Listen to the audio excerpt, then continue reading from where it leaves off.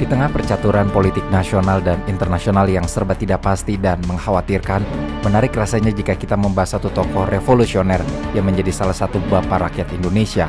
Bagaimana tidak, tokoh ini yang pertama kali membawa frase Republik Indonesia ke tatanan internasional, jauh sebelum Soekarno dan Hatta memproklamirkan bangsa Indonesia. Tokoh ini selalu berada di bawah tanah dan di balik layar. Namanya sama seperti kisah hidupnya, terlupakan dan kesepian. Namun, memang bukan untuk dikenal ia memperjuangkan nasib bangsanya.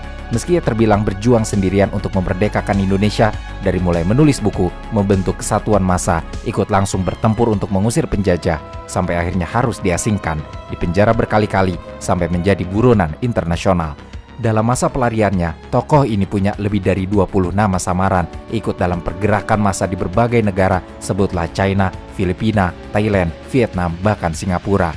Dalam masa pelariannya juga tokoh ini bulak-balik ikut dan berpidato dalam forum internasional untuk meminta dukungan kemerdekaan bangsa. Atas kecerdasan dan kelihayannya berbahasa, namanya sampai dikenal di petinggi komunis internasional dan berakhir menjadi daftar hitam Interpol dari negara-negara kolonial seperti Amerika, Inggris, Prancis, dan Belanda.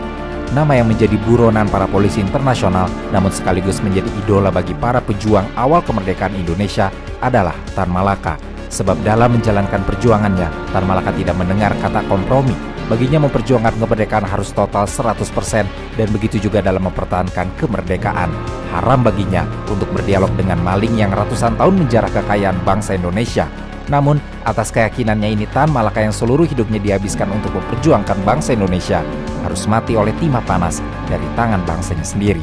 Maka untuk mengetahui bagaimana kehidupan Tan Malaka yang berjuang mati-matian sampai harus dibuang dan menjadi buronan internasional, namun setelah bangsanya yang diperjuangkan merdeka, dan dalam pergolakan revolusi bangsa, Tan Malaka dikorbankan dalam eksekusi yang dilakukan tentara. Untuk tahu itu semua, kita harus lebih dahulu mendalami pikiran dan kisah hidup Tan Malaka sedari ia baru dilahirkan.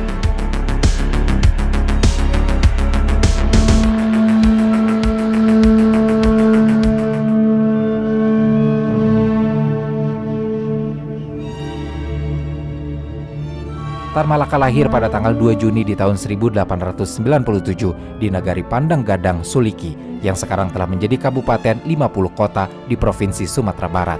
Saat lahir sebenarnya Tan diberi nama Ibrahim, namun karena keluarganya berasal dari semi bangsawan yang turun dari darah ibunya, maka seiring Tan Malaka tumbuh, ia otomatis akan mendapatkan gelar kebangsawan dan bernama lengkap Ibrahim, gelar Datuk Sultan Malaka. Ayah Tan Malaka bernama H.M. Rasad Caniago dan ibunya bernama Rangkayo Sinah Simabur. Ibu Tan Malaka adalah seorang putri dari tokoh terpandang di kampungnya dan ayah Tan Malaka adalah seorang mantri kesehatan yang pernah bekerja untuk pemerintah daerah setempat dan mendapatkan gaji beberapa puluh gulden setiap bulannya. Di kantornya ayah Tan Malaka termasuk pegawai biasa-biasa saja. Tan Malaka lahir dalam lingkungan keluarga yang menganut agama secara puritan, yang taat pada perintah Allah serta senantiasa menjalankan ajaran Islam dengan sangat taat dan sesuai syariat. Sejak kecil, Tan Malaka dididik oleh tuntunan Islam secara ketat, yang mana ini sebenarnya suatu hal yang lazim dalam tradisi masyarakat Minangkabau yang amat religius. Di tahun 1902, saat usianya 5 tahun, Tan Malaka sudah tinggal di surau atau masjid kecil di kampungnya dan tumbuh bersama anak-anak sebayanya. Di surau itu, selain mempelajari ilmu agama, Tan Malaka juga mempelajari bela diri pencaksilat. Di surau ini jugalah Tan Malaka sudah menampakkan bakatnya sebagai seorang anak yang cerdas, periang, dan berkemauan keras. Dari tempaan agama yang dilakukan orang tuanya, menyebabkan Tan Malaka sudah hafal Al-Quran sejak kecil, dan ia pun dapat menafsirkannya karena di usianya yang belum menginjak 10 tahun, Tan Malaka sudah mampu berbahasa Arab. Di usianya yang ke-11 tahun, Tan Malaka pun mendaftarkan diri ke Quick School, sekolah calon guru di Fort de Knock, sekarang bernama Kota Bukit Tinggi. Selama menjadi murid Quick School, Tan Malaka sangat menikmatinya karena di sana terdapat fasilitas lengkap dan sangat memadai serta sistem sekolahnya pun menerapkan disiplin tinggi yang memang sudah menjadi gaya hidup Tan Malaka sejak kecil. Di Quick School, Tan Malaka sangat senang mempelajari pelajaran bahasa Belanda dan salah satu guru Belanda yang juga menjabat direktur 2 di Quick School bernama G.H. Horensma mengetahui bakatnya dalam berbahasa memotivasi Tan Malaka agar kelak jadi guru bahasa Belanda. Dalam hal olahraga, Tan Malaka juga dikenal sebagai anak yang sangat jago bermain sepak bola. Setelah 5 tahun bersekolah di Quick School, akhirnya pada tahun 1913, Tan Malaka dinyatakan lulus. Setelah lulus, Tan Malaka dianugerahi gelar datuk dan ditawari juga seorang gadis untuk menjadi tunangannya. Namun, Tan Malaka dalam gairahnya yang masih ingin menempuh pendidikan hanya mau menerima gelar datuknya saja dan menolak tawaran gadis yang akan menjadi tunangannya. Di tahun 1913 pun, Tan Malaka resmi menerima gelar datuk dalam sebuah upacara tradisional, sehingga nama Tan Malaka yang pertamanya hanya bernama Ibrahim menjadi memiliki nama lengkap Sultan Ibrahim Gelar Datuk Tan Malaka. Selain mendapatkan gelar kebangsawanan, Tan Malaka yang cerdas dan menjadi bintang di kampungnya pun dianggap sebagai aset kampung yang harus didukung pendidikannya. Hal ini sudah menjadi budaya di Minangkabau karena dilihat dari sisi sosiokultural Minangkabau yang keagamannya kuat. Namun pada saat itu juga Minangkabau merupakan salah satu daerah di Nusantara yang pendidikannya sudah lumayan maju dan terkenal sangat kuat iklim pendidikannya. Maka orang-orang di kampung Tan Malaka, terutama kalangan engku atau kakek-kakeknya, patungan untuk mengumpulkan biaya agar Tan Malaka bisa melanjutkan pendidikannya ke negeri Belanda.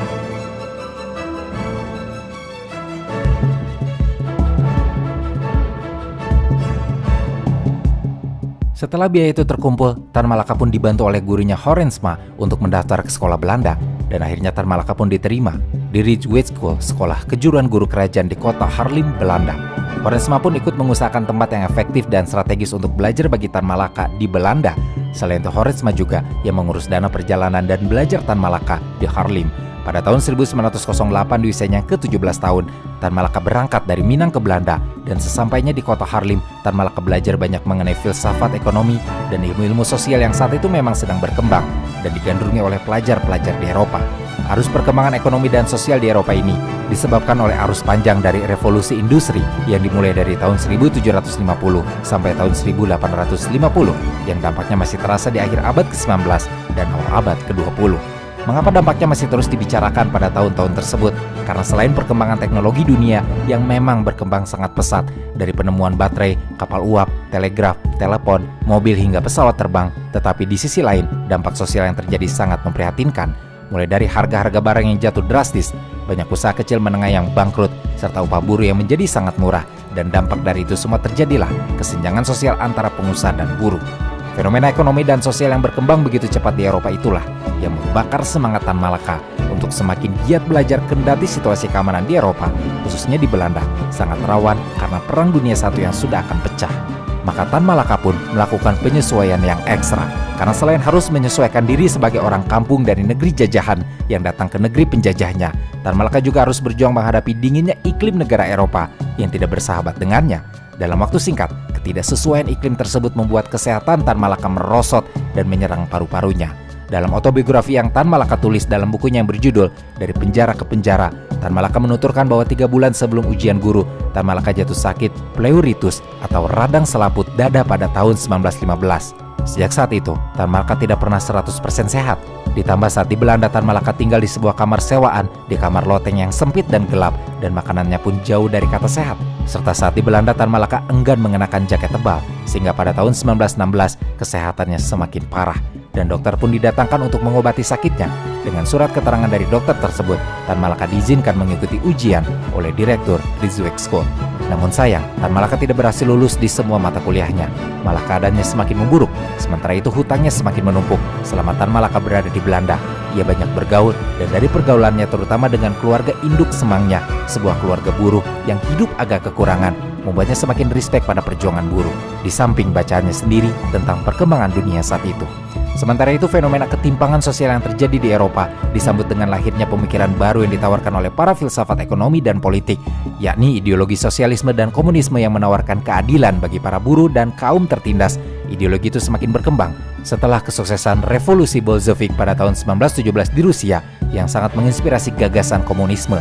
Hal itu membuat Tan Malaka semakin penasaran dengan gagasan komunisme dan melap habis buku Karl Marx, Friedrich Engels, Vladimir Lenin, dan lain-lain yang pada intinya menawarkan kesetaraan hak ekonomi bagi masyarakat.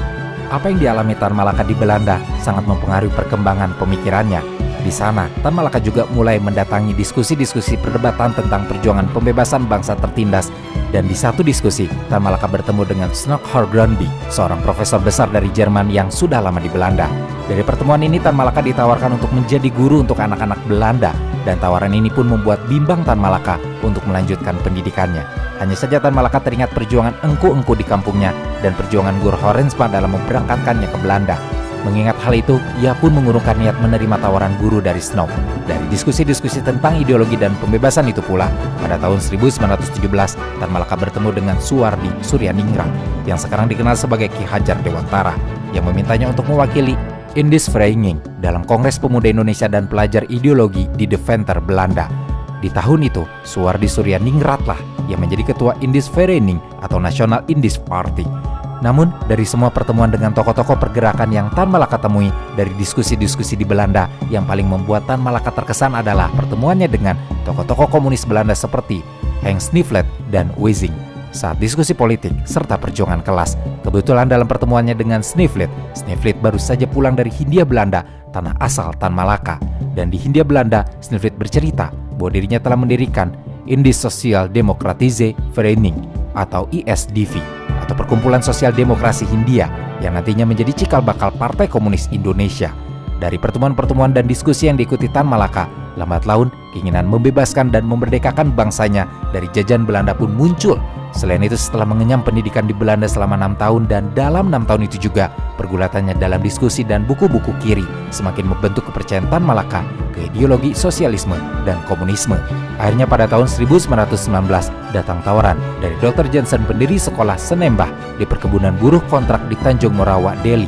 Tawaran dari Dr. Jensen adalah meminta Tan Malaka untuk menjadi guru di sekolah yang didirikannya, dan Tan Malaka juga akan disamakan statusnya dengan guru Eropa. Karena Tan Malaka memenuhi kualifikasi seorang guru Eropa, terdorong melunasi hutangnya dengan guru Horensma, serta pertimbangan dapat mengajar anak bangsanya sendiri, maka Tan Malaka dengan senang hati menerima tawaran tersebut. Maka setelah lulus sekolah di Belanda pada bulan November di tahun 1919, pulanglah Tan Malaka ke Indonesia dengan arah pelayaran ke Sumatera Timur.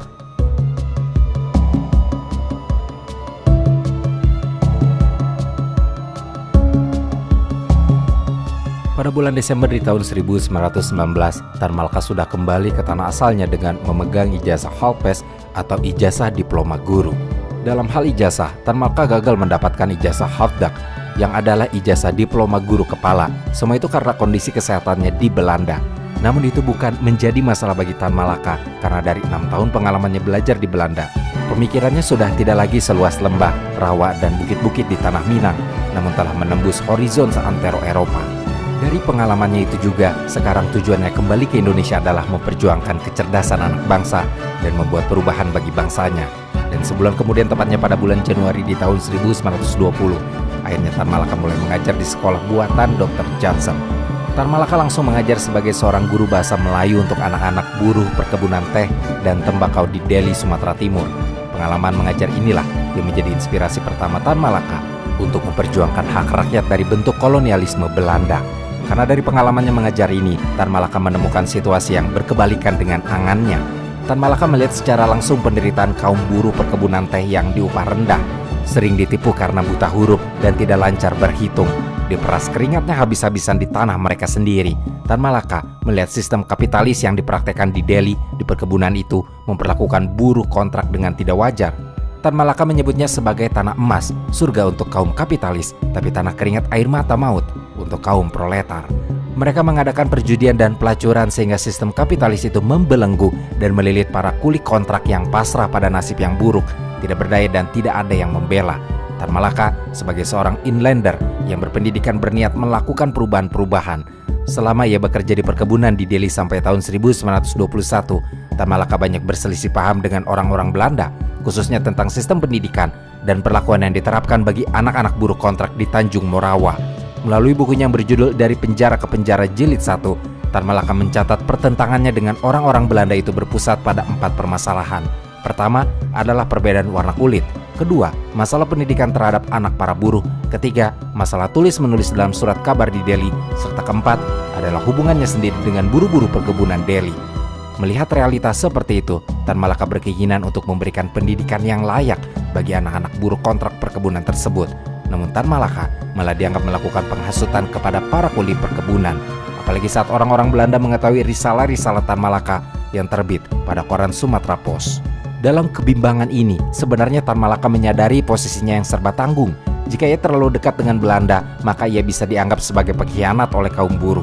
Sedangkan jika ia terlalu dekat kepada buruh-buruh perkebunan, maka ia selalu dicurigai oleh Belanda. Ditambah Tan Malaka saat itu sudah memiliki hubungan khusus dengan pemimpin pemogokan Delhi Spur. Berbekal dari semangat membela kaumnya ini, serta pengetahuan sosial politik yang Tan Malaka pelajari selama di Eropa, Tan Malaka memiliki pikiran untuk bergabung dengan organisasi ISDV. ISDV sendiri sebetulnya adalah organisasi bentukan para anggota partai buruh yang bermukim di wilayah Hindia Belanda. Pergerakan organisasi ISDV ini berbasis ideologi Marxisme yang pada intinya memperjuangkan hak kepemilikan tanah dan alat produksi kepada rakyat agar tidak dimonopoli oleh kaum pemilik modal dan kolonial asing. Belanda sampai-sampai merekrut para tentara dan pelaut Belanda untuk angkat senjata melawan para komandan mereka sendiri.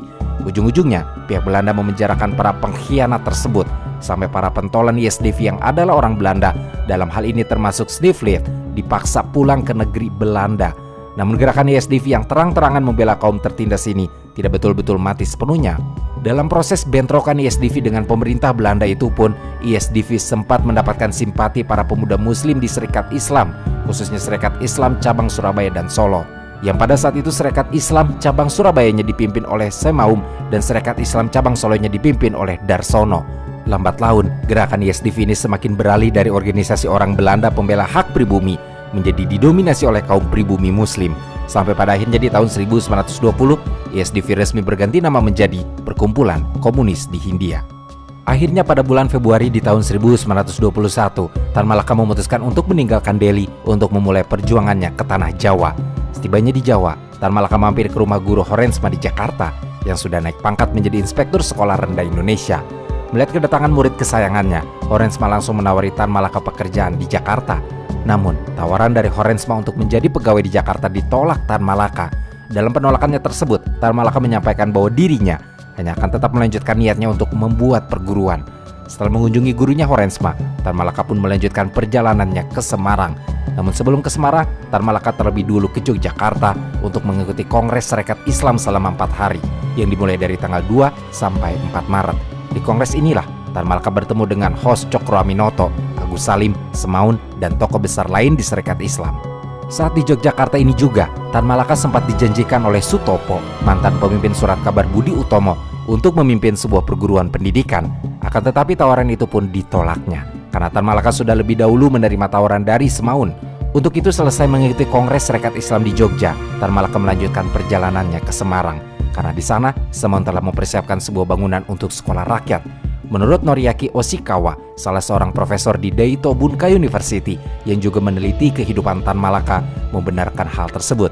Karena dalam satu artikel panjangnya di Kompas yang berjudul Tan Malaka berpikir tentang nasib gagasan politik, mengatakan di Semarang lah Tan Malaka mendirikan sekolah rakyat yang mulanya diperuntukkan bagi anak-anak Serikat Islam di Semarang.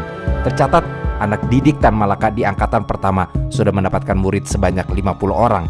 Dalam sebuah brosur kecil yaitu tentang Serikat Islam Semarang dan Oderwitz, Tan Malaka menguraikan dasar dan tujuan perguruan yang hendak dibangunnya dan caranya mencapai tujuan tersebut.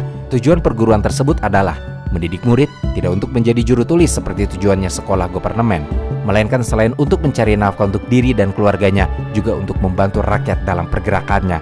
Pelan namun pasti, progresivitas sekolah model Tan Malaka cepat berkembang. Banyak permintaan dari luar Semarang untuk mendirikan cabang sekolahan. Melihat banyaknya permintaan untuk membangun sekolahan dan kurangnya tenaga pengajar, akhirnya Tan Malaka membuka pendidikan kelas khusus bagi anak-anak kelas 5 yang dipersiapkan menjadi guru nantinya. Setelah dirasa tenaga pendidik mencukupi, akhirnya Tan Malaka membangun sekolah di Bandung yang mampu menampung kurang lebih 300-an murid. Bangunan ini merupakan bangunan sekolah yang kedua yang dananya diperoleh dari bantuan anggota-anggota Serikat Islam. Di Semarang, Tan Malaka ternyata tidak hanya menyibukkan diri hanya dengan mengajar dan mencerdaskan rakyat saja, namun juga ikut berjuang di serikat pekerja buruh di seluruh Jawa. Mulai dari serikat buruh tambang minyak, rel kereta, sampai serikat percetakan. Semuanya diikuti oleh Tan Malaka agar hak para buruh dapat dibela oleh orang-orang terdidik. Namun sayangnya, kolaborasi antara Serikat Islam dengan Partai Komunis Hindia tidak berjalan harmonis karena banyak anggota Serikat Islam, terutama gerbong dari Agus Salim, berpikir bahwa pandangan politik sosialis dan komunis tidak selaras dengan syariat Islam. Sementara itu, Tan Malaka sendiri berpendapat bahwa hal itu tidak perlu dipersoalkan. Perbedaan pandangan ini pun tidak juga terjembatani. Akhirnya pada Kongres Serikat Islam ke-6 memutuskan untuk Partai Komunis Hindia keluar sepenuhnya dari kepengurusan Serikat Islam. Setelah menjadi organisasi mandiri, Partai Komunis Hindia menunjuk Samoen sebagai ketua. Dalam masa kepemimpinannya, Samoen cenderung mengambil langkah hati-hati dan menghindari konflik dengan pemerintahan kolonial. Sementara itu, Tan Malaka adalah orang yang cenderung lebih provokatif dan frontal dalam melawan Belanda. Sampai akhirnya ketika Samoen harus meninggalkan Nusantara untuk menghadiri konferensi buruh internasional di Moskow, Tan Malaka punya kesempatan untuk mengambil alih kepemimpinan partai. Gaya kepemimpinan Tan Malaka pun sangat berbeda dengan Samoen. Dalam mengarahkan partai, Tan Malaka cenderung mengambil jalur ke arah radikal dan tegas kepada penjajah Belanda. Tak lama setelah mengarahkan partai ke arah yang lebih berani berkonfrontasi, di penghujung tahun 1921, akhirnya Tan Malaka memimpin gerakan aksi demonstrasi para buruh dan pedagang kios Pegadaian. Dari keberhasilan aksi ini, Tan Malaka berhasil mengambil kepercayaan masyarakat, terutama kaum pekerja, bahwa Partai Komunis Hindia adalah mitra sejati kaum pekerja dan bersedia untuk membantu melawan penindasan terhadap pekerja. Nah, bagi Tan Malaka, karena dari demonstrasinya, lama-kelamaan pemerintah kolonial Belanda merasakan juga dampak dari kepemimpinan Tan Malaka yang sudah membuat situasi bisnis para kolonial kacau di mana-mana. Sampai akhirnya, pemerintah kolonial Belanda pun memberikan perintah untuk penangkapan Tan Malaka. Tidak lama setelah itu, Tan Malaka berhasil ditangkap di Bandung pada tanggal 13 Februari di tahun 1922. Sebulan kemudian pada tanggal 24 Maret, atas perintah Gubernur Jenderal Dick Volk, Tan Malaka yang sudah berusia 25 tahun diasingkan ke Belanda dengan tujuan agar Tan Malaka tidak lagi bisa menghasut dan memimpin para buruh di Nusantara.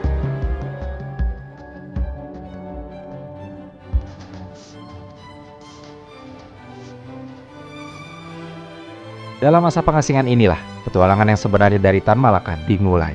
Karena 20 tahun masa pengasingan Tan Malaka di luar Nusantara, dihabiskan Tan Malaka layaknya agen intelijen yang terus-terusan berganti samaran dari satu negara ke negara lain. Karena selama masa pengasingan, nama Tan Malaka semakin dikenal di seluruh pergerakan di seluruh dunia. Dan atas keradikalannya, Tan Malaka jadi buronan negara-negara besar dan sampai menjadi incaran nomor 1 oleh polisi internasional. Karena sesampainya di Belanda pada bulan Maret di tahun 1922, Tan Malaka langsung masuk dan disambut baik oleh Communistische Party Nederland atau Partai Komunis Belanda. Atas kecerdasan dan penguasaannya mengenai teori Marxisme Komunisme, di tahun itu juga saat ada pemilihan umum di Belanda, Partai Komunis Belanda langsung memasukkan Tan Malaka menjadi kandidat ketiga untuk duduk di parlemen Belanda. Namun karena umur Tan Malaka masih setengah matang alias masih berumur 25 tahun, Tan Malaka gagal menjadi anggota parlemen Belanda. Gagal menjadi anggota parlemen, Tan Malaka mendapatkan informasi bahwa pasca Perang Dunia Pertama, orang-orang di Jerman sedang keranjingan ide komunisme. Apalagi saat Perang Dunia Pertama, rakyat Jerman berhasil menggulingkan kekuasaan Kaisar Wilhelm II. Melihat ada kesempatan untuk mengembangkan ilmu serta merealisasikan idenya, atas paham yang Tan Malaka yakini, akhirnya di pertengahan tahun bulan Juli di tahun 1922, Tan Malaka memutuskan untuk pergi ke Berlin, Jerman. Sesampainya di Berlin, Tan Malaka bertemu dengan Darsono, yang pada saat itu sudah menjadi perwakilan Komintern atau Komunis Internasional untuk kota Paris. Dalam pertemuan inilah, Darsono mengajak Tan Malaka untuk mau bergabung menjadi anggota Komintern dan pindah ke Moskow, Uni Soviet, untuk dapat mengurus negara-negara timur termasuk Hindia Belanda. Tan Malaka pun menerima ajakan dari Darsono untuk masuk Komintern dan pindah ke Moskow. Sebelum keberangkatan Tan Malaka ke Moskow, Darsono juga tahu ada Muhammad Hatta yang juga sedang berada di Hamburg, Jerman. Tidak lama, Darsono pun mengirimkan surat berisi pesan singkat ke Hatta untuk memberitahukan bahwa Tan Malaka sedang berada di Berlin, dan jika Bung Hatta ada waktu, datanglah melancong ke Berlin. Mengetahui isi dari pesan singkat Darsono yang mengatakan Tan Malaka sedang ada di Berlin, sehari kemudian Hatta berangkat ke Berlin. Dalam pertemuan inilah, Hatta menanyakan kepastian Tan Malaka dalam kepindahannya ke Moskow dan menanyakan arti diktator proletariat yang dicita-citakan Uni Soviet. Tan Malaka hanya menjawab bahwa yang ia yakini hanya kaum buruh yang akan menjadi perintis jalan menegakkan keadilan menuju sosialisme dan komunisme. Tan Malaka, Darsono, dan Bung Hatta pun 5 hari lamanya saling bertukar gagasan dan pikiran. Setelah 5 hari itu selesai, Bung Hatta kembali ke Hamburg, sedangkan Tan Malaka kembali berpetualang dan berangkat ke Moskow. Sesampainya di Moskow, Tan Malaka langsung mengikuti pendidikan Partai Komunis. Setelah 3 bulan dalam pendidikan Partai Komunis, pada Kongres Internasional Komintern keempat yang diselenggarakan pada tanggal 12 November di tahun 1922, Tan Malaka membuat geger para pemimpin-pemimpin komunis dunia, termasuk Vladimir Lenin dan Leon Trotsky. Karena dalam pidatonya, Tan Malaka menyampaikan pendapat bahwa Komintern sebenarnya bisa semakin kuat jika dapat bekerja sama dengan negara-negara Islam yang sama-sama memiliki tujuan untuk membela kaum tertindas. Singkatnya, pidato Tan Malaka berkata, bersandingan dengan bulan sabit, bintang Soviet akan menjadi panji perang akbar untuk kira-kira 250 juta muslim yang ada di Sahara, Arabia, Hindustan, dan Hindia kami. Dalam Kongres Komintern ini mengusulkan untuk pertama kali agar sebuah konferensi buruh angkutan di negara-negara Pasifik diadakan di timur jauh. Terpilihlah kota Canton yang sekarang adalah kota Guangzhou di China untuk menjadi penyelenggara konferensi berikutnya. Untuk memastikan kelancaran di China, pemimpin tertinggi Komintern yang mengetahui kecerdasan dan pemahaman komunisme serta kepandaian Tan Malaka dalam berbahasa pada tahun 1923 menugaskan Tan Malaka menjadi agen Kuomintern di Asia Tenggara yang bermarkas di Canton, China, dan disinilah Tan Malaka sebagai wakil Kuomintern untuk Asia Tenggara bertemu dengan salah satu revolusioner besar Asia, Sun Yat-sen, yang dari buku-buku dan teori-teorinya Bung Karno dapat merumuskan Pancasila. Di Canton, Tan Malaka menyusun sebuah risalah masa depan bagi Hindia Belanda yang dia bukukan dengan judul Naar de Republiek Indonesia atau Menuju Republik Indonesia. Buku yang disusun pada tahun 1924 ini menjadi tulisan pertama yang menuliskan frase Republik Indonesia yang mengacu pada perjuangan kemerdekaan Hindia Belanda dari kolonialisme. Buku ini pun tak lupa Tan Malaka kirimkan khusus ke Bung Hatta di Belanda. Buku ini berisi analisis Tan Malaka terhadap kancah politik dunia pada saat itu dan juga gagasan awal bagaimana perjuangan menuju negara bernama Indonesia itu direalisasikan. Dalam buku ini juga Tan Malaka berhasil menganalisis sekaligus meramalkan dengan cepat bahwa tidak lama lagi persaingan kekuatan ekonomi antara Jepang dan Amerika akan berujung pada meletusnya perang di Pasifik, di mana situasi kekacauan itu bisa jadi kesempatan bagi Indonesia untuk melakukan revolusi untuk melawan Belanda.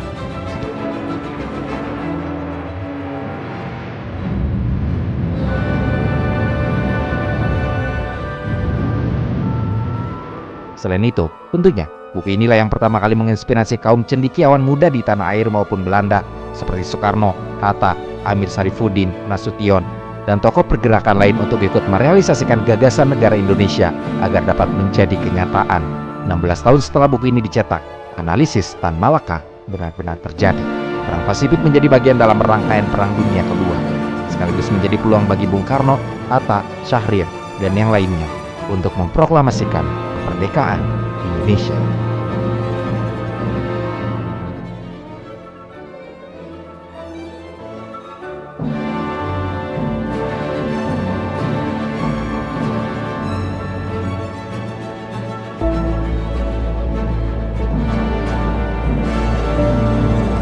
Pada sekitar tahun 1925 sampai 1926, meski Tan Malaka tidak berada di Hindia Belanda, namun berpindah-pindah antara China, Manila, dan Singapura. Namun Tan Malaka terus membuka dan menjalin komunikasi dengan rekan-rekan seperjuangannya di Nusantara.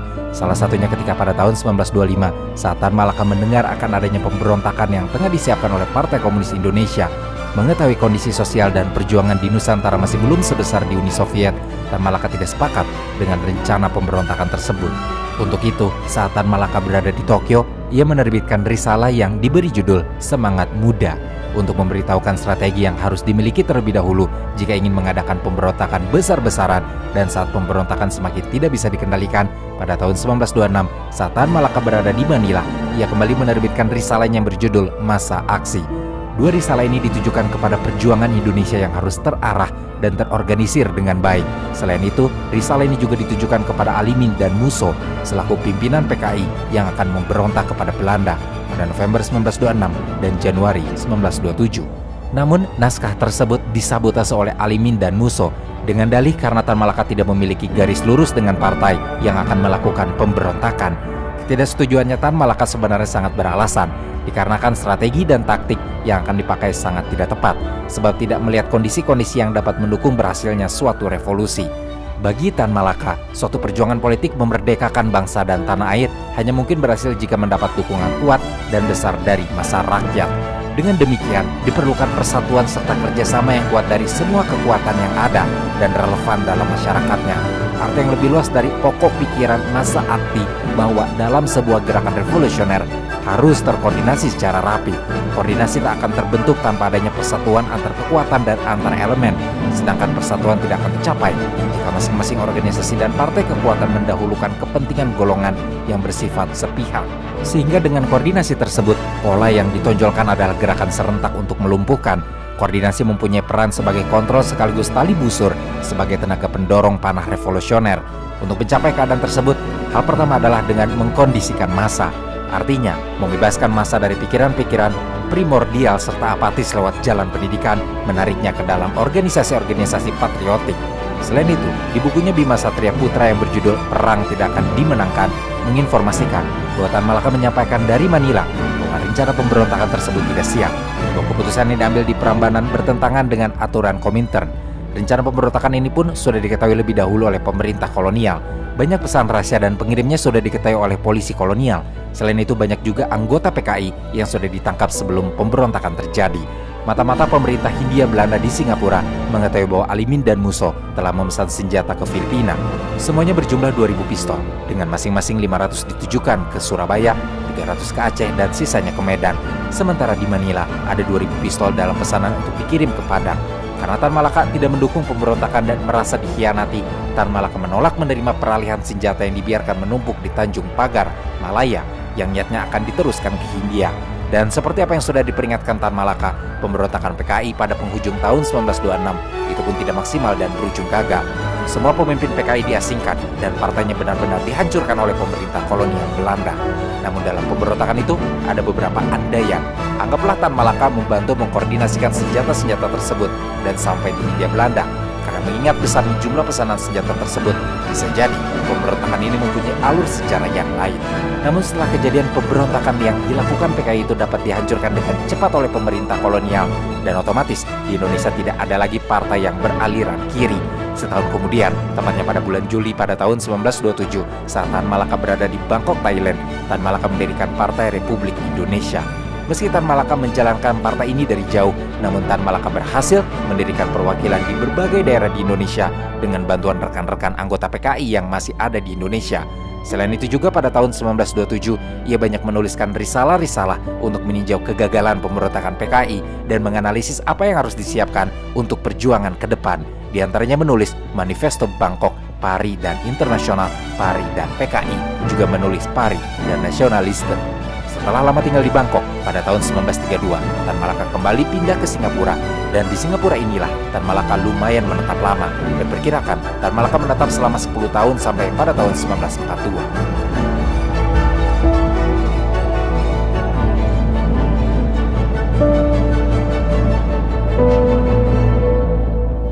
Hampir 20 tahun melanglang buana, menjadi buronan dan berganti-ganti penyamaran mulai dari benua Eropa sampai Asia. Akhirnya Tan Malaka pada tahun 1942 nekat memutuskan untuk diam-diam masuk ke Indonesia. Dalam hal ini, pilihan rasional Tan Malaka adalah karena pada tahun ini juga Jepang tengah melakukan penyerangan ke negara-negara Asia Tenggara, termasuk Indonesia. Hal ini terjadi pada tanggal 1 Maret di tahun 1942. Saat itu tentara Jepang berhasil mendaratkan pasukannya di Pulau Jawa, tepatnya di 3 tempat sekaligus, yaitu Teluk Banten, Eretan Wetan di Jawa Barat, dan Kranggan di Jawa Tengah. Selain itu, pasukan Jepang juga mendarat di kawasan Indramayu dan Tuban. Hal ini tentu di luar dugaan Belanda. Perubahan situasi politik ini kemudian memaksa Gubernur Jenderal Hindia Belanda, Jarja van Starkenborg-Steenhouwer, menyerah tanpa syarat pada sebuah pertemuan di Kalijati di tanggal 8 Maret di tahun 1942 terhadap tentara Jepang pimpinan Letnan Jenderal Hitoshi Imamura. Kesempatan inilah yang dipakai Tan Malaka, dan saat kepulangannya ke Indonesia, Tan Malaka pulang dengan naik perahu kecil secara rahasia dengan menyeberang melalui Selat Malaka dengan tujuan Sumatera. Sesampainya di Sumatera, Tan Malaka singgah sebentar ke Padang dengan mengaku sebagai Ramli Hussein. Pada bulan Juli di tahun 1942, Tan Malaka akhirnya berangkat ke Jakarta, daerah pusat percaturan dan pergolakan politik di Indonesia. Di Jakarta, Tan Malaka menyamar menjadi pegawai Dinas Kesejahteraan Sosial dan tinggal di daerah Rawajati dengan menyewa sebuah bilik kecil yang terletak di dekat pabrik sepatu. Meski pada tahun-tahun ini Jepang sudah berhasil menguasai Indonesia, namun karena hasil kebiasaannya dan kewaspadaannya kepada polisi rahasia, Tan Malaka terus menyembunyikan jati dirinya. Pada saat di Jakarta inilah, Tan Malaka mengkonsentrasikan untuk menyelesaikan magnus opusnya, materialisme, dialektika, dan logika, atau yang kita kenal dengan Madilog, yang diselesaikan Tan Malaka hanya dalam waktu 720 jam. Titik tolak Madilog adalah mental bangsa Indonesia pada umumnya yang terbiasa dengan sistem perbudakan. Indonesia yang lebih dari 3,5 abad di bawah kolonialisme secara berangsur-angsur memiliki mental budak di samping pikiran-pikiran yang mistik dan tidak rasional. Akibat pekatnya pikiran mistik yang banyak meliputi pikiran rakyat Indonesia inilah faktor yang dengan mudah dapat dieksploitasi oleh orang-orang yang berpikir aktif dan rasional. Maka revolusi secara total bagi Tan Malaka dapat diartikan sebagai kondisi yang telah merdeka diri secara total, baik itu politik, pendidikan, ekonomi, sosial dan budaya maupun mentalnya. Sedangkan mental yang perlu dimiliki bangsa Indonesia adalah mental yang mengandung nilai-nilai yang dapat mendorong orang untuk menjadikan otaknya bekerja aktif dan dinamis sehingga ia menjadi manusia yang rasional yang percaya pada dirinya sendiri. Dalam Madilog, yang paling esensial adalah keperluan untuk memiliki dan mengembangkan cara serta pola berpikir baru yang aktif dan rasional, sehingga dimaksud sebagai materialisme tidak lain adalah cara berpikir realistis dan pragmatis serta fleksibel dalam usaha pemecahan suatu masalah. Selain itu, dalam buku Madilog berisikan banyak bahan yang aktual pada masanya, karena banyak analisis Tan Malaka dalam buku ini merupakan hasil penglihatan sekian tahun lamanya Tan Malaka saat berkeliling dunia. Pada awal-awal Tan Malaka di Jakarta, Tan Malaka merasakan ada banyak perubahan di dalam negaranya. Karena itu, saat pertama di Jakarta, dia merasa perlu kembali mempelajari keadaan yang tengah berubah drastis saat itu. Bahkan, dalam bukunya Dari Penjara ke Penjara, Tan Malaka menulis, "Bayi yang baru saja saya tinggalkan selama 20 tahun, kini sudah menjadi orang dewasa dan teman pergerakan sudah menjadi orang tua. Kota Jakarta sendiri sudah bertukar rupa." Selain itu, Tan Malaka menyampaikan bahwa kehidupan masyarakat seperti di Rawajati ini dia gunakan kembali untuk mengenal kembali Indonesia yang telah lama ditinggalkan. Di Rawajati inilah Tan Malaka bekerja bagaikan seorang peneliti dan pakar etnografi yang dengan teliti mempelajari setiap gerak kehidupan masyarakat yang ada di sekitarnya. Di Rawajati ini, kebutuhan hidup cukup murah, sehingga Tan Malaka bisa membelanjakan uangnya dengan lebih efisien. Setiap bulan, Tan Malaka hanya menghabiskan uang sebesar Rp6 untuk sewa rumah serta untuk memenuhi kebutuhan makan dan minum. Rp6 itu dengan perincian Rp2 untuk sewa rumah, kemudian untuk makan dan minum hanya 13 sen. Selama keluar rumah dan berpergian, Tan Malaka tidak pernah mengendari beca atau tram. Apa yang diceritakan oleh Tan Malaka di awal-awal penjajahan memang nampak baik-baik saja. Artinya, meski di bawah penjajahan Jepang harga barang-barang kebutuhan pokok cukup murah, terutama beras sebagaimana yang diutarakan oleh Tan Malaka dalam bukunya. Namun kondisi murah pangan itu hanya sementara. Pada tahap selanjutnya, rakyat Indonesia banyak yang menderita kelaparan. Penjajahan Jepang, meski hanya 3,5 tahun, bisa dibilang lebih sadis dari Belanda. Selama kurang lebih setahun Tan Malaka di sana, sambil mengamati perkembangan politik di bawah kekuasaan Jepang. Pada suatu ketika di tahun 1943, saat Tan Malaka sedang asik membaca buku di perpustakaan Rumah Arca, Gambir, Jakarta, ada seorang pegawai bernama Dr. Purbo Coroko. Perpustakaan meminta tolong untuk menerjemahkan naskah bahasa asing yang sulit dimengerti. Dr. Purbo Coroko pun heran karena Tan Malaka bisa menerjemahkan dengan lancar. Ia lantas menawari Tan Malaka pekerjaan sebagai pegawai di pertambangan batu bara yang dikelola oleh perusahaan Bayah Kozan Samitomo Kubisiki Kaisha di Bayah, kawasan pantai selatan Jawa Barat. Terdorong keuangan yang semakin menipis, Tan Malaka akhirnya menyanggupi tawaran tersebut. Begitu tiba di Bayah pada bulan Juni di tahun 1943, Tan Malaka harus mengisi formulir terlebih dahulu. Untuk menghindari kecurigaan Jepang, namanya diubah menjadi Ilyas Hussein, seorang berpendidikan mulo yang pernah bekerja sebagai klek atau juru tulis di Singapura. Besoknya, Tan Malaka bersama 29 orang lainnya yang juga diterima bekerja berangkat ke Bayah dari stasiun Tanah Abang. Setelah sampai di Malingping, Tan Malaka dan pekerja lainnya melanjutkan perjalanannya menggunakan truk untuk sampai ke Bayah. Bagi Tan Malaka, Bayah lebih mengenaskan daripada Tanjung Morawa. Banyak pekerja yang mayoritas adalah Romusa menderita penyakit yang tidak pernah diurus oleh pihak perusahaan. Sedangkan yang menderita penyakit dan mendekati ajal banyak berceceran di jalan. Bahkan lebih dari 10 mayat terpaksa dimasukkan ke dalam satu liang kubur karena kurangnya penggali kubur dan sikap masa bodoh penduduk Bayah. Situasi di Bayah adalah lebih dari sekedar tempat penyiksaan bagi rakyat Indonesia. Bayah semakin padat oleh Romusa, sebab pemerintah Jepang menuntut dari setiap daerah di Jawa agar disediakan sejumlah Romusa tertentu. Karena ketelitian, ketertiban kerjanya, dan kerapian catatan kearsipannya, setelah 6 bulan lamanya bekerja, Tan Malaka akhirnya dipindahkan ke bagian kantor. Di sini Tan Malaka mengurusi segala sesuatu yang berhubungan dengan Romusa. Naiknya Tan Malaka menempati bagian kantor merupakan pekerjaan baru baginya. Meskipun demikian, pekerjaan inilah yang ia sukai.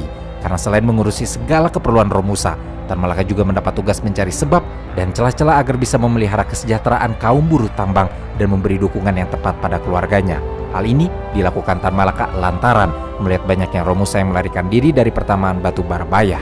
Banyak yang mati sehingga mengharuskan pergantian yang cepat. Selain itu, kantor Tan Malaka mengurusi pengaturan dan pemeriksaan kesehatan kaum buruh yang lemah dikembalikan ke desa asalnya, memberikan penghasilan yang tepat bagi kaum buruh yang mempunyai pendidikan dan mendapatkan pekerjaan yang sesuai dengan keahliannya. Sikap empati Tan Malaka terhadap para Romusa membuatnya dihormati. Perhatiannya kini semakin meluas terhadap masyarakat Bayah. Saat Tan Malaka ditunjuk menjadi wakil sementara ketua Badan Pembantu Prajurit, Tan Malaka memanfaatkan hal ini dengan menjalin hubungan dengan para pengurusnya di seluruh cabang Bayah. Tan Malaka juga berhubungan dengan Tentara Pembela Tanah Air atau PETA dan membentuk gerakan gotong royong dengan rakyat dan pemuda di sekitar Bayah, termasuk membantu keluarga-keluarga dari para prajurit PETA hingga Heiho. Selain itu, Tan Malaka juga mengadakan dapur umum, kebun sayur, orkestra, sampai mendirikan klub sepak bola dan sandiwara yang bernama Partai Selatan. Semua hal yang dilakukan Tan Malaka ini adalah upaya memperbaiki keadaan para Romusa dan masyarakat tani di Bayah. Memasuki tahun 1944, Para pekerja Romusa sibuk membangun jalur kereta api sepanjang 89 km dari Seketu di Pandeglang menuju tambang batubara di Bayah, Banten Selatan. Tidak lama tersiar kabar bahwa Bayah akan kedatangan dua bung besar, yaitu Bung Karno dan Bung Hatta. Tan Malaka yang dalam kondisi ini menyamar dengan memakai nama Ilyas Hussein terpilih untuk menyambut keduanya bersama beberapa pegawai lainnya. Awal tahun 1944, benar saja dua bung besar itu datang ke Bayah. Bung Karno seperti biasa berpidato dan dalam catatannya Tan Malaka menuliskan isi pidato Bung Karno tidak jauh berbeda dengan yang sering didengarnya dalam rapat raksasa, radio maupun surat kabar. Setelah kedua bung besar itu selesai berpidato, panitia penyambutan mempersilakan hadirin untuk bertanya. Saat Tan Malaka sedang menyiapkan kue dan minuman, terdengar jawaban-jawaban yang diisi dengan candaan kepada para penanya. Selain itu, dalam pidatonya juga Bung Karno dengan tegas menyatakan bahwa Indonesia bersama Jepang akan mengalahkan sekutu dan setelah itu Jepang akan memberikan kemerdekaan untuk Indonesia. Mendengar hal tersebut, dengan tergesa-gesa, Tan Malaka meletakkan hidangan dan mengajukan pertanyaan. Kalau saya tidak salah bahwa kemenangan terakhir Jepang akan menjamin kemerdekaan Indonesia, apakah tiada lebih tepat bahwa kemerdekaan Indonesia lah kelak yang lebih menjamin kemenangan terakhir? Bung Karno menanggapinya dengan mengatakan bahwa jika Jepang memberikan kemerdekaan sekarang juga, maka dirinya tidak akan bersedia menerima kemerdekaan itu. Tan Malaka hendak melanjutkan perdebatan, namun tidak diberikan izin untuk berbicara oleh panitia.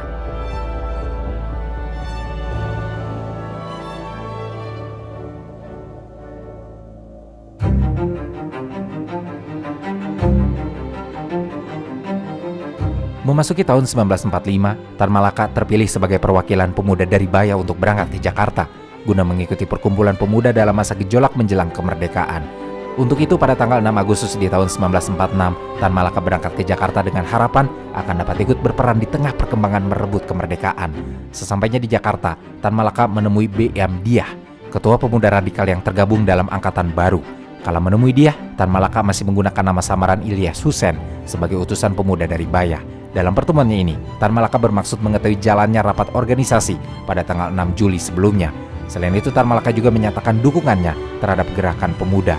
Cukup mendapatkan informasi dari Jakarta, Tan Malaka kembali ke Banten pada tanggal 8 Agustus pada tahun 1945.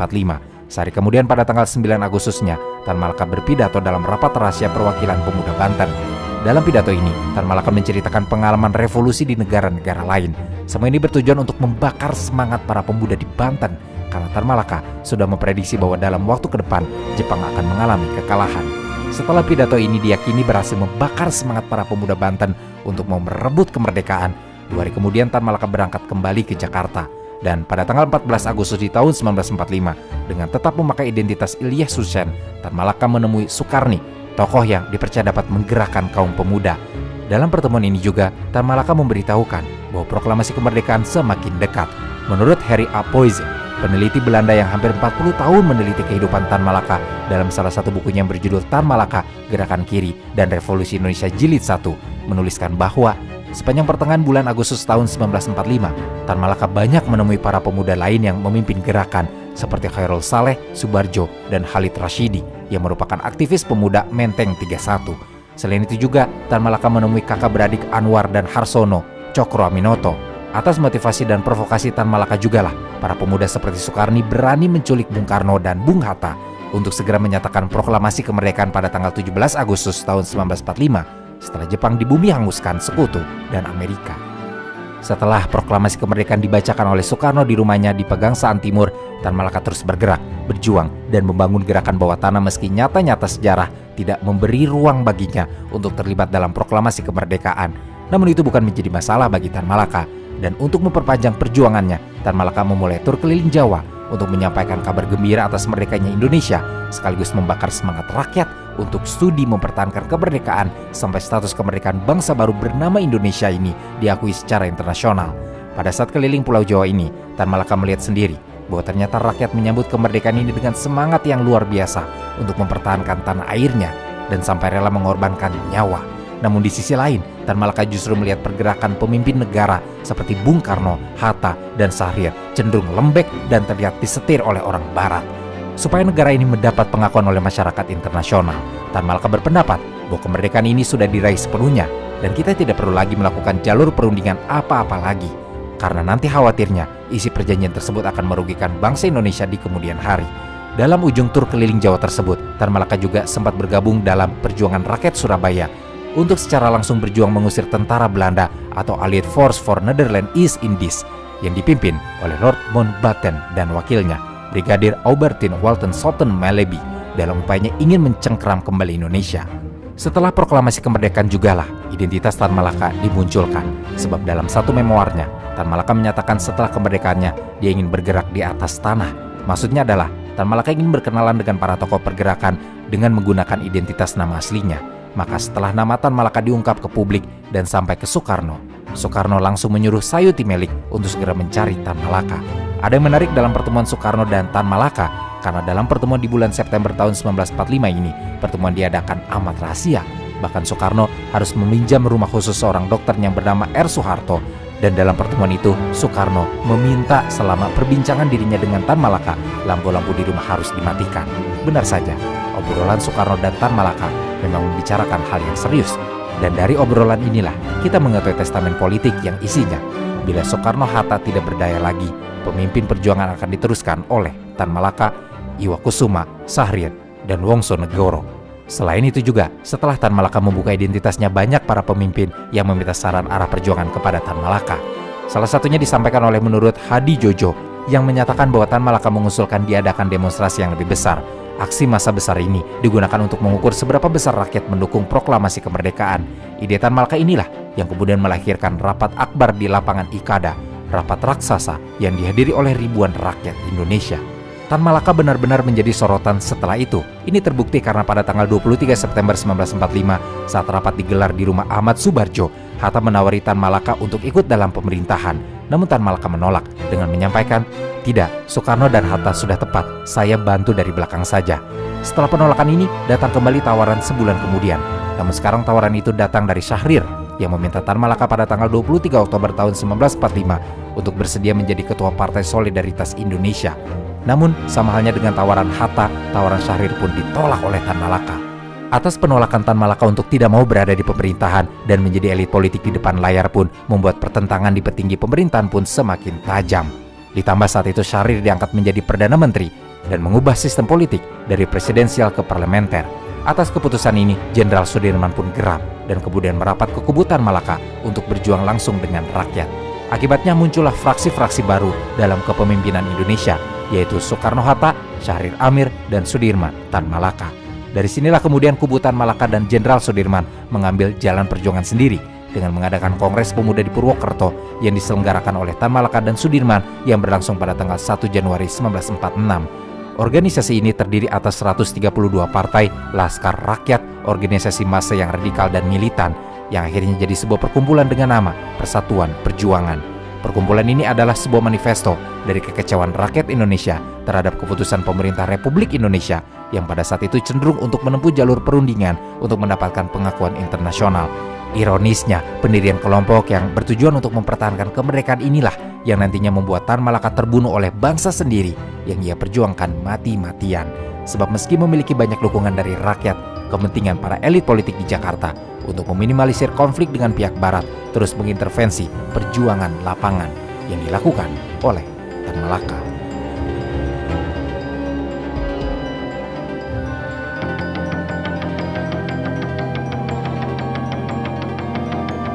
Saat berada dalam puncak perjuangannya pada pertengahan tahun 1946, Kabinet Syahrir melalui Menteri Pertahanan Amir Syarifuddin menganggap ulah Tan Malaka dan pengikutnya membahayakan perundingan antara Indonesia dengan Belanda. Persiapan untuk menangkap Tan Malaka pun dilakukan. Menurut Amir, dirinya sudah mendapatkan surat perintah dari Syahrir dan mendapat persetujuan Soekarno. Maka, menjelang rapat akbar Persatuan Perjuangan di Madiun pada bulan Maret 1946, semua gerak-gerik Persatuan Perjuangan selalu diawasi. Ditambah di radio, ada pengumuman bahwa Tan Malaka telah gagal melakukan kudeta. Selama itu Tan Malaka menghadapi situasi yang sulit, yang ia sendiri tidak mengerti pokok permasalahan yang sebenarnya. Dan karena kondisi yang tidak pasti, Tan Malaka pun diungsikan secara rahasia oleh pengikutnya.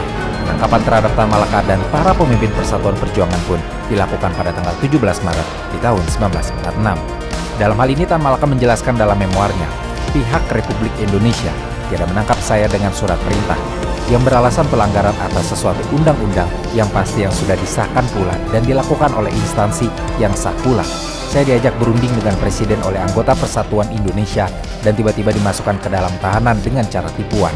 Setelah kira-kira 7,5 bulan lamanya, sesudah dipindahkan dari tempat dan dari penjara ke penjara, maka barulah dimasukkan beberapa pertanyaan kepada saya yang bagi saya tiada diarahkan kepada tuduhan yang nyata.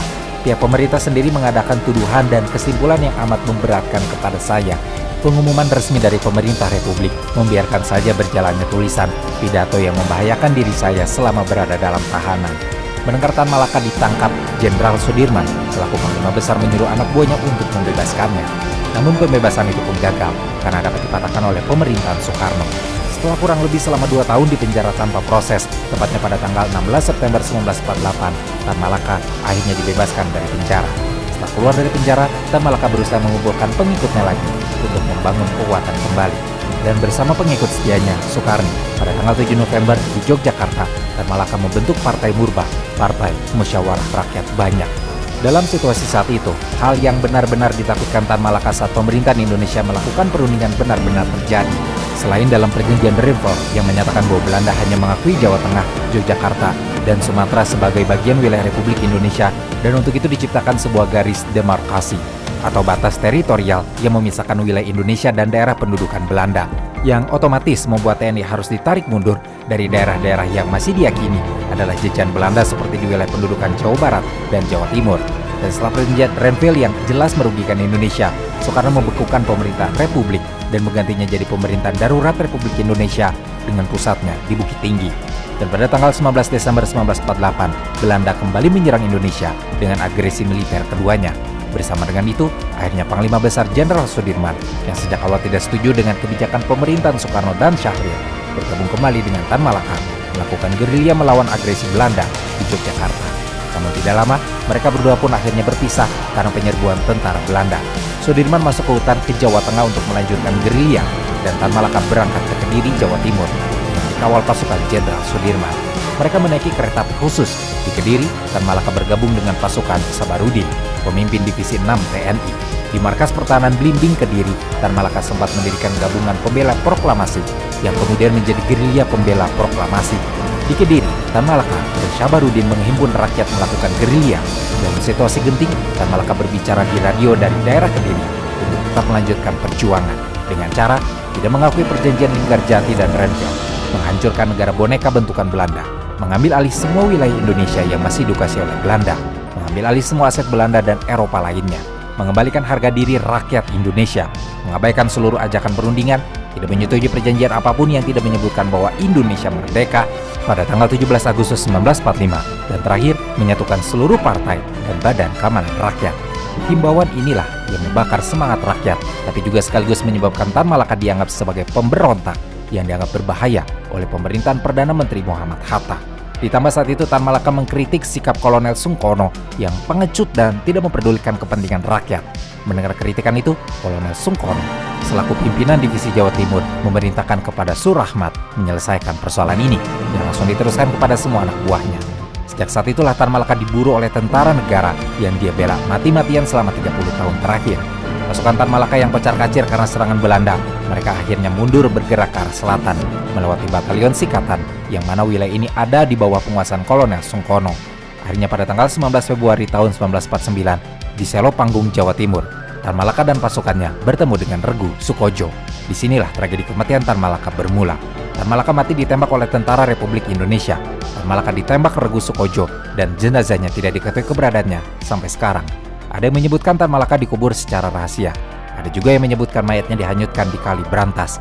Namun atas tragedi kematian Tan Malaka, membuat Hatta kemudian memberhentikan Sungkono sebagai Panglima Divisi Jawa Timur dan Surahmat sebagai Komandan Brigade. 14 tahun setelah kematiannya, tepatnya pada tanggal 28 Maret 1963, Presiden Soekarno mengangkat nama Tan Malaka sebagai pahlawan nasional Indonesia.